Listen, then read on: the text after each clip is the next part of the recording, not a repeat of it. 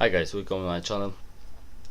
Today basically I'll be not trading because I was waiting last 2 hours for properly moment and was have nice movement in here, uptrend from after 7 o'clock up. Now it's going down, but what is the most important? Ask and bid. They are so wide today on this morning. They are under 10 pips difference.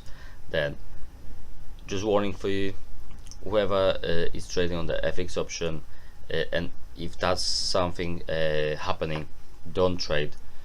Stay safe. Wait a couple of hours, go make yourself coffee or whatever you want to do for a couple of hours.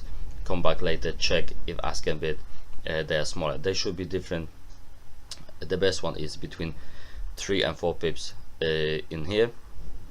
Now it's on scale about 10 pips.